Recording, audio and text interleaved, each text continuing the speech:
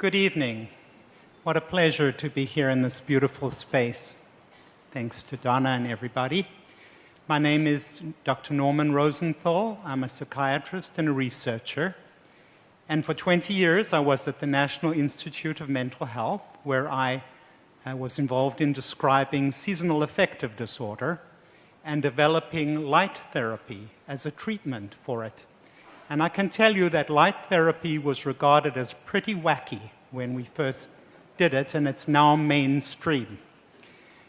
In the last 10 years, I've been working with major pharmaceutical companies, running my own organization, doing trials in anxiety, depression, and other conditions.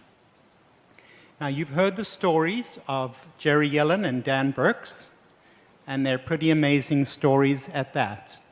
But there really is more out there than individual stories. There was a wonderful controlled study done on TM in Vietnam, post-traumatic stress disorder victims, and the study showed that TM was superior to the psychotherapy of the day.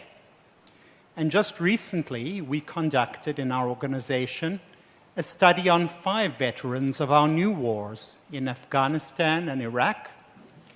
And the study was funded, incidentally, by the Dalio Family Foundation and was published only last week in Military Medicine, which is a peer-reviewed journal.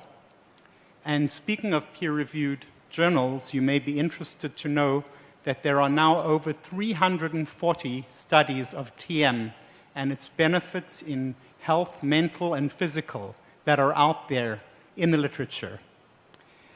In the study, what we found at the most basic level, which is surprising in itself, is that these veterans did not have a hard time meditating. They meditated easily, comfortably, and effortlessly. But more than that, within a couple of months, their symptoms of PTSD had been reduced by 50%. And I could tell you some of their amazing stories, but you have heard already some amazing stories, and you will hear more. And you can read about 2 of them in my book that you will all receive before the end of the evening.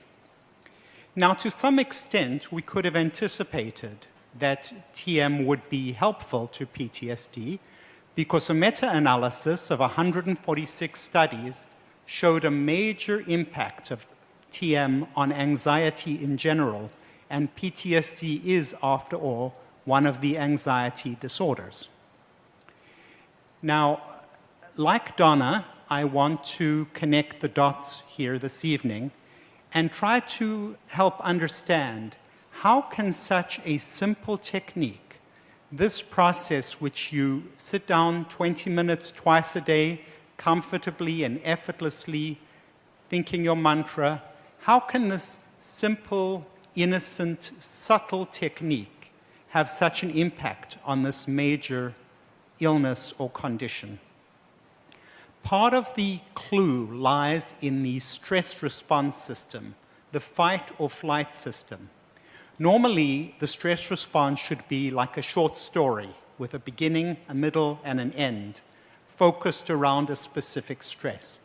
But in PTSD, the stress response is always on. It's there grinding away day and night. During the day, people can be hypervigilant, easily startled, subject to very painful flashbacks. One veteran I know, every time he went over a pothole, he had the feeling he was right back there running over an IED in Iraq. Their nights are disrupted by awful nightmares. They can wake up drenched in sweat as though they're back in the battlefield again. And TM is known to be able to settle down this fight, fight response that occurs when people are overactivated. As you saw in the earlier videos, there can also be a numb detachment until this kicks in full force.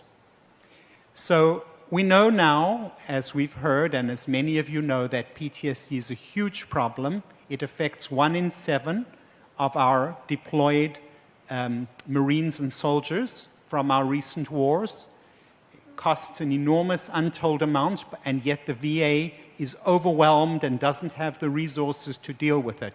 So it's really time for us to think about new and alternative approaches, and I would say it's time for us to fund some large-scale controlled studies of transcendental meditation.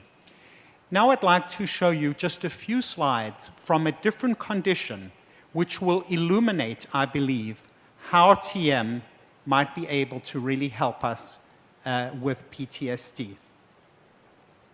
If you look at this first slide, it's a meta-analysis of the effects of TM on blood pressure. And look how TM lowers blood pressure, superior to all the other stress management techniques. Here you have biofeedback. Here you have muscle relaxation. Here you have this combination that actually makes the blood pressure worse. So when somebody says, I'm going to get a stress management course, it's really important which one you choose. It makes a big difference. Here are two arteries. The one on the left is nice and open and clean, with its linings clean. This one is affected by the very common illness of atherosclerosis, whereby cholesterol and inflammatory cells infiltrate the lining of the artery. Now, whatever organ is at the other side of this artery, you're in good shape there, but you're in trouble there. If it's the heart, you're going to be susceptible to a heart attack. If it's the brain, you're going to be susceptible to a stroke. 1 in 3 people in the United States and all developed countries die of cardiovascular illness. What happens to people who meditate?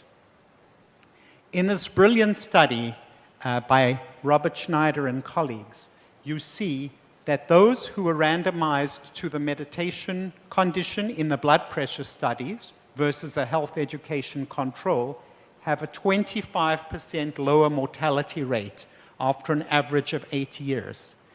And this is all the more remarkable because nobody even knows if these people continued to meditate. These were just people who were in a study 7 or 8 years before, and they went back and checked their death records. 25% reduced mortality. And in a follow-up prospective study, this is health education, death, heart attack, and stroke, and this is transcendental meditation. It reduces the risk of these things by 47%. So what you see is that through the day, year after year, this technique is settling down this fight or flight system. It has an amazing effect on the body. It prolongs life. And I would venture to say that's what it's going to do for PTSD. Year after year, day after day, it's going to settle these people down and help curtail their disabling symptoms. Thank you.